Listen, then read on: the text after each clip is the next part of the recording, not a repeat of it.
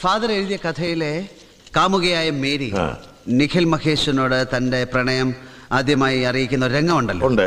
അത് ഫാദർ എഴുതിയത് ഞാൻ വായിച്ചു. അത് ശുദ്ധ ബോറാണ്. ഞാനത് മാറ്റി. പണക്കാരനായ പ്രഭുവിന്റെ സുന്ദരിയായ ഒരേ ഒരു മകളാണ് മേരി, അല്ലേ?